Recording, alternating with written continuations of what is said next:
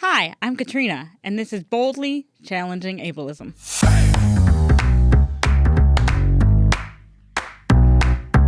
I'm your host, Katrina Simons. I'm the Community Program Specialist at the Institute on Community Integration at the University of Minnesota. This program explores various topics that impact people with disabilities in our community. Each episode addresses a different aspect of our society within the context of ableism. Ableism is the prejudice that stems from the belief or belief system that assumes someone is less capable or less worthy because of a real or perceived difference in ability or function. On this program, we hope to answer some questions you may have been afraid to ask, or maybe some you didn't even know you had. Thanks for joining us. I hope you enjoy the conversation.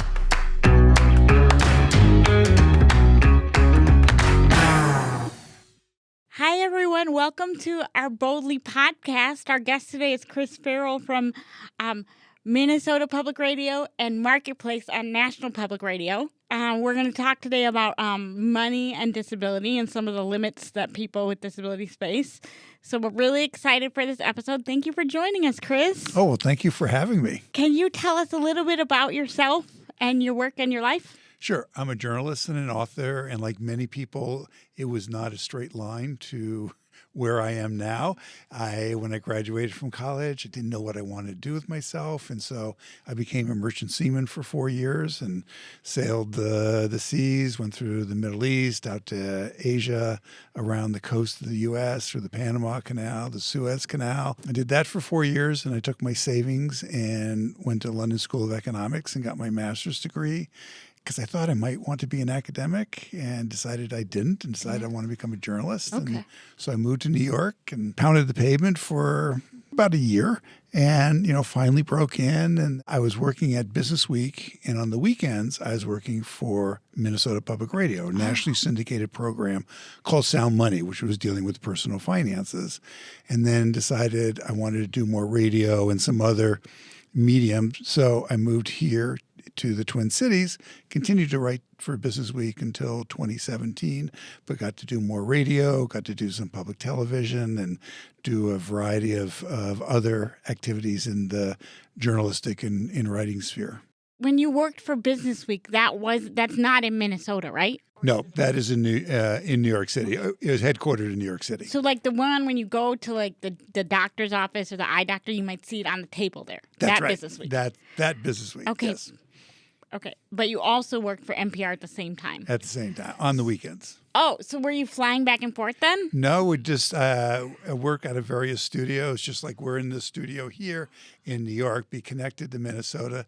The first studio that I had, which was up on 11th Avenue, and it was just, if I remember right, a red brick building. It had a door, no windows, and you go in and had the biggest, the largest console that I've ever seen, and they were mixing one of the Rolling Stones albums. They were really high end, and they had this little room for me to go in, do the broadcast, and then leave. While they actually made some money, mixing albums and various music. So it was always kind of fun where I was. What studios I'd be going to. Were the Rolling Stones there? They weren't there, but they had done all the recordings, and they were pulling it into an album. What is your connection to the disability community or intellectual and developmental disability? So my connection has been as a journalist over the years, where I've done a lot in personal finance and in policy and in economics. So it's never been an area of focus, but I have done a number of stories over the years. And then I have a personal connection with my nephew who has cerebral palsy. And so it's always been an interest of mine. And in the various mediums, whether it's public radio or public television or writing for various publications like PBS Next Avenue, the online magazine targeted at the 50-plus demographic, it's always been an interest of mine. Like the AARP publication? It's a competitor to it. Oh, okay. And what do you find unique about the disability community when it comes to money? Well, I think there's some enormous challenges that a lot of us don't really appreciate in terms of how important are the benefits, like having Medicaid, for example, and yet all the restrictions about how little that you can earn while you're on your benefits, or you can lose your benefits. And so I think the personal finances are really complicated, very difficult, very challenging. And I think a lot of us don't realize that. maybe we have a sense of that. But I think once you start diving into it, I remember when we had a conversation several years ago and you were going into some of the details and I wasn't aware of these details, and it was incredibly important. And it was a great education for me. I mean, I really loved it because you really do know what you're talking about. But I think to the typical person, they're not going to be aware of these twists, these turns, these traps that are out there. Well, and I think sometimes when you find them, it's too late. Well, this is true. Because you got stuck in them. And when did you first find out about the Social Security income limits, and were you surprised? Well, I first found it because of my nephew, who is now in his early 30s. And so I knew about it. I was surprised. Okay. That it's so little. He works as a janitor, and he loves his job. He's great at his job. It's wonderful, but obviously there are earning restrictions. And so I've been aware of that and have written about that a number of times, hoping to raise it, actually. I mean, that would be my desire. That was often the goal of my writings. Yeah. And does your nephew does not live local, if I recall?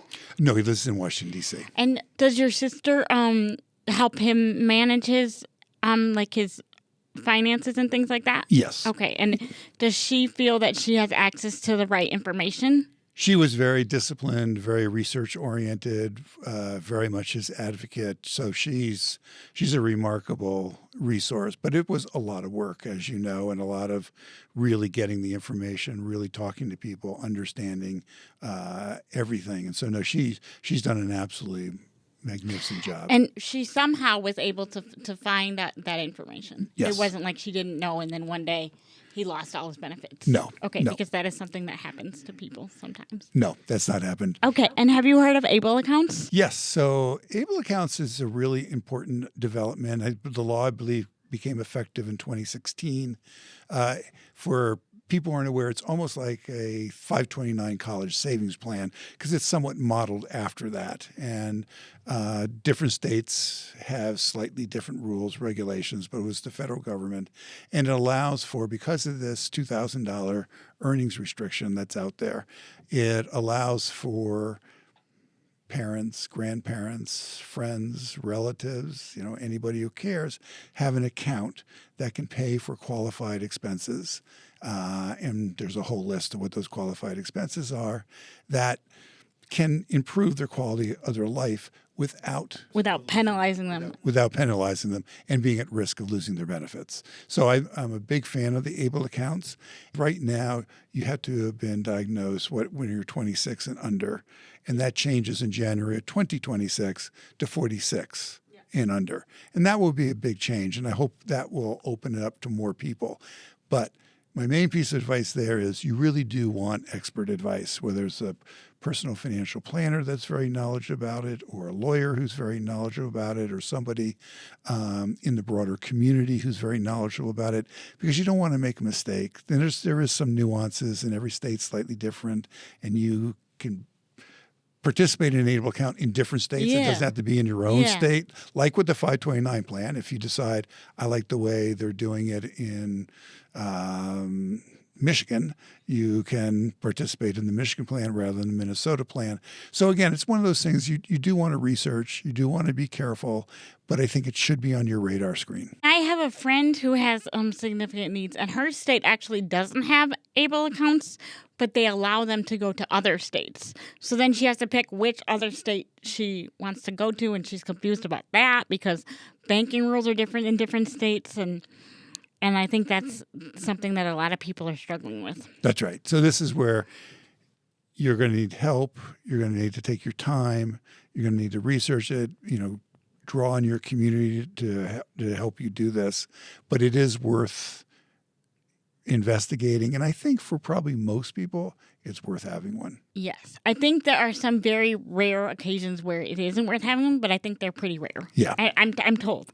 I'm certainly not an expert with money, but I try to keep up on the money as it relates to disability for obvious reasons. But I wouldn't say I'm in no way a financial planner, and I sometimes feel like I can just barely count change. But I can. You can. I can do it. Absolutely. Have you ever reached out to like a financial planner or a lawyer about an Able account? Yes. Well, I did a story at a public television show called Right on the Money. Okay. And I believe we went to Virginia, and it was a financial planner who had, I believe, a disabled son. Okay. And he had carved out a niche Okay. working with families with developmentally challenged children. And so it was a wonderful interview. He was a strong advocate for able accounts, and he also talked a little bit about special needs trusts. But again, the main message that he gave to us was about the need to tap into somebody who actually really understands, particularly with the Yep. with the trusts. Yep. Understands how they work. But these vehicles are out there, and so that was the one story that focused specifically on able accounts and the trust. But mainly we talked about able accounts. And did he have suggestions for how families should find an expert to consult with? Yes, and it was the way that you find any expert, which is, for one, you reach out to the people you know, and more than likely you're tied into your local community, your local ecosystem of people who have the same question you do. And so you just start asking around, you reach out to the organizations that you may be working with in a different context, but they may also have information about, well, you might want to talk to so-and-so, or this person has developed an expertise. And then it's very hard to always say when you're dealing with a financial expert, is this someone you should go to or not? I mean, part of it is very personal. Some people will drive you crazy in 5 minutes, and you're just not going to want to work with them. Right. Other people you respond to. There's an empathy there, but you also want to find out, how are you paid? How much are you going to get paid? All those basic fundamental questions that you have in any kind of professional relationship. Do you worry at all about people with disabilities not having access to that expert planning? Yes. Okay. I really do. Okay. I really do. Good, because I was worried too, but then I was like, maybe I'm worried unnecessarily, because worrying is one of the things that I'm the best at. No, I mean, it's sad to say, it is a commentary on our society, but when people are vulnerable and they're dealing with complex situations, they can get taken advantage of. And so that's where I just think it's so important for people to draw on their community, of the community of people that they trust and who love them, and that those people will do some of the extra work that needs to be done to vet who's the professional, what's this kind of relationship going to be, does this person really understand your circumstances, and is this somebody you really want to work with? You've done a lot on money and finance for many, many years. What is the best piece of advice you can give people about managing their own money? So that's a good one. So there'd be a couple things. Okay. I don't have just one. Okay. But a couple things. One would be, time is your most precious resource. Okay. So when you're thinking about money, you want to automate as much as possible. So the money's going automatically from your paycheck into a savings account, or however, to pay various bills, because you want to limit the amount of time that you have to focus on this. Okay. There's some people who enjoy that. Now, and I actually do know some people who, the joy of their life is sitting down with an Excel spreadsheet and, dealing with the numbers. Let's put that person aside. That's okay? not most people. That's not most people. Time is your most precious commodity. So you want to automate as much as possible. You want to keep it as simple as much as possible. And then the other thing is a classic phrase in the world of finance, personal finance, economics, a margin of safety. Okay. And what a margin of safety means that, if you have a setback, you're not looking at catastrophe. It's a setback. Setbacks are never fun. Setbacks are never enjoyable to deal with. But you have built yourself up a safety net so that you may hurt, but you're not in a catastrophic situation. But the other part of a margin of safety is a more optimistic look, is that if some opportunity comes along, you have some resources to tap, that you can take advantage of this opportunity. You can walk through that door. So, that's those are two things. Keep it simple and just automate as much as possible, and always have that mindset of a margin of safety, because unfortunately, things happen. Sometimes they're good, sometimes they're bad. And you want, on the one, not to end up in a really terrible financial situation. On the other, you want to be able to take advantage of an opportunity. You want to be able to, to deal with that. I'm curious if you think a $2,000 asset limit, which is the current asset limit if you are receiving Medicaid services, is enough to have a margin of safety. No. I mean, having said what I just said, that's the right comeback.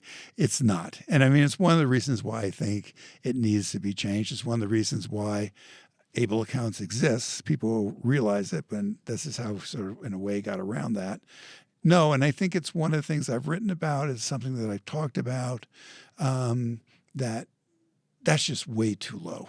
It's just way too low. And considering about inflation, there's this period of inflation that we've been going through. $2,000 is worth a lot less right now when we're talking in November of 2024 than it was than it was back in November of 2019. So, yes, I do think it needs to be, I would love to see it raised. The current asset limits are based off of a formula that was made in 1982. Why do you think it's taken so long for people to realize that that's not sufficient? I have no really good idea, except for that there's so many cross currents going on that it ends up, and this is wrong, but it ends up not becoming enough of a priority. I mean, the Able Accounts was a priority of some people, and they made that happen. Medicaid is so difficult to change, and Medicaid is such a controversial program in so many ways. I mean, for example, one of the problems with Medicaid is that home health care workers, very low paid, a lot of turnover, and people are really aware this is a big problem, but there are the Medicaid limits on how much they're going to be paid or what their reimbursement rate is going to be. And there's been a widespread acknowledgement that this needs to change, but it has not been made a priority. Thank you. I also agree with that. You recently edited an issue of our magazine that's called Impact here at ICI, and it was about IDD, so intellectual and developmental disabilities, and retirement. What are your concerns about retirement and finances? And you can go to both people without disabilities and people with disabilities. So that was a wonderful experience, being the guest editor for that magazine. I mean, I really enjoyed that. Oh, I'm so glad. Yes, that was incredible. I think one of the things that is vastly misunderstood or not known is that people with disabilities are living longer. And so now retirement is an important topic. And I don't think your public policy mindset, I don't think a lot of your individual mindset is thinking about retirement in the traditional sense, but it's real. Yeah. And that's what I took away from that experience. So then you kind of get to all the, the fundamental basics about as you get older, you want to have purpose, you want to have community, you want to have connection. Those two things are incredibly important to the quality of life. And then you want to have the financial resources. And so, as we were just talking about, $2,000, that's not enough. And, making sure that people, are engaged in their community, that they're part of the community, that, they're, I know some of the interviews that I did that, they're going with other peers who may or may not be disabled, but they're there and they're making connections and they're part of the community and they're engaged in activities. It's incredibly important. Those two, having a purpose, having connections, and, having an adequate standard of living. Those three things are important. And I think for a lot of people, they're unprepared. You've done a lot of work around equity and finance, not just with people with disabilities, with lots of different communities.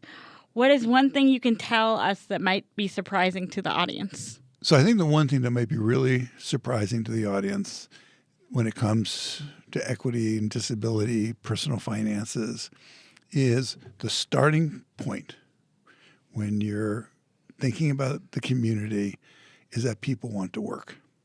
And that is your starting point. We have this in the broader society, we always assume people don't want to work, and then you have to create incentives for them to work.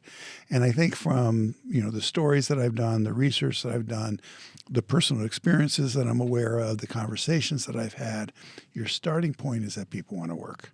And therefore, the starting point then, or the second point is, you then want to think about ways that people can go to work or work can come to them, that they can participate in work activities, that they can earn more money. But also, we always talk about work in terms of money, but work is also a community. And that's where you make connections. And people care whether you show up. And people gossip. And there are people you like and there are people you don't like. It's a community. But you're part of that community. And that's what work really does. And you feel that you are contributing. Because at a core, we all want to be useful. That's a primary motivation that everyone feels. And so there was a very sad story that was told to me by a gentleman. And he has a company and it works with people with disabilities, and business was down and he had to let people go, saying, when we got our contracts or, business picked up, I'm going to call you. And he was aware that people were sitting by the phone waiting for that phone call. And so you don't want people waiting for a phone call. Right. But that's what too many people are doing. They want to be in the workforce. They want to be participating. They want to be contributing. They want to be useful and make some money. So you have done more work than most people I know around people with disabilities and working. And it seems to me that there seems to be this attitude that people who need things like Medicaid and people who need things like benefits are lazy. Have you found that? I found two. That's one of them. So that's one of them. Or it would be terrible to ask them to work because they're disabled, and that oh no, you can't ask them to go to work. And so they're both there. The notion of, well, you get all these benefits and you're not working, and so yeah, right, yeah, no. But the other one that has always struck me is sort of this, we shouldn't ask people. The charity model. The charity model. And the lazy one is just, stupid. I mean, there's no other word that I can use.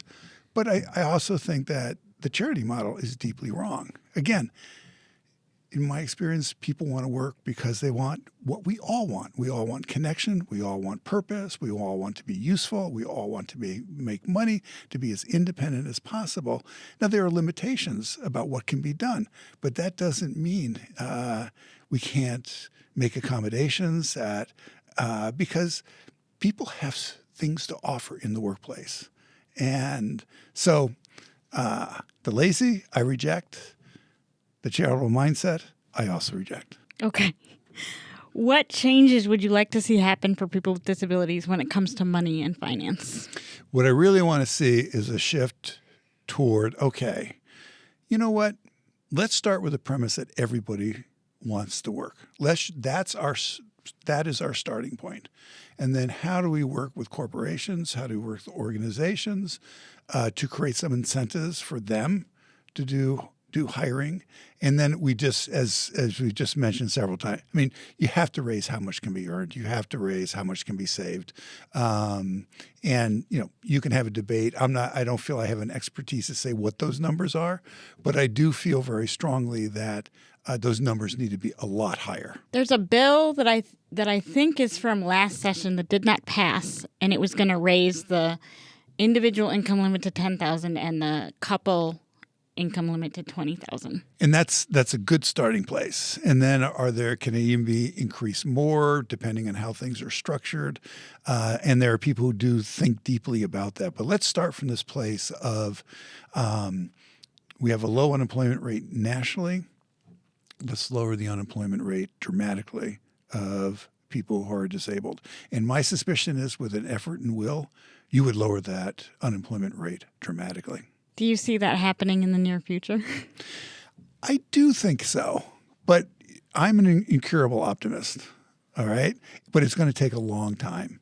But my hope is there are enough good people out there who are aware of good people who are disabled and want to work and want to contribute, and that this is a worthwhile political and legislative effort to make to bring about changes, because everybody benefits from this change. Everybody. And so, yes, I'm hoping that there's enough people of goodwill that this happens within a reasonable time frame. Well, that's a lot of optimism for a Monday. It is. Way to Yes, go. it is. There Way we to go. I love it. Well, thank you very much for joining us today. Thank you. Thank you. Thank you for joining us on Boldly today. We hope that you have a good rest of your day, whatever you're doing.